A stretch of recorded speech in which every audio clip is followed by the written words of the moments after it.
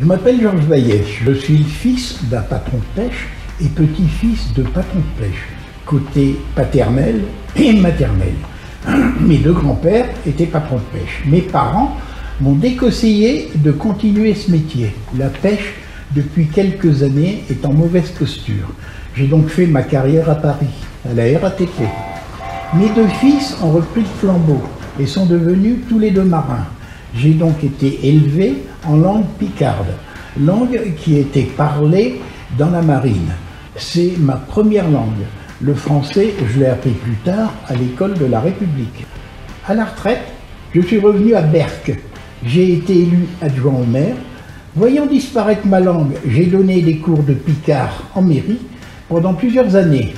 Pour rendre l'apprentissage du picard plus vivant, avec quelques amis pratiquant encore cette langue, nous avons créé une troupe de théâtre en picard.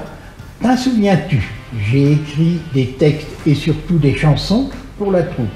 L'âge venant, T'en souviens-tu, dont je suis devenu le président d'honneur, continue son chemin. Tous les ans, je participe au concours de la littérature picarde. J'ai obtenu en 2016 le prix du jury et en 2017 le premier prix de littérature picarde.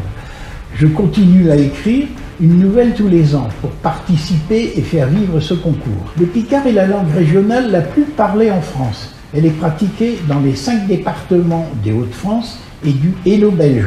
Hauts-de-France, c'est une parenthèse. Hauts-de-France, c'est le nom choisi par les bobos, en remplacement du vrai nom de Picardie.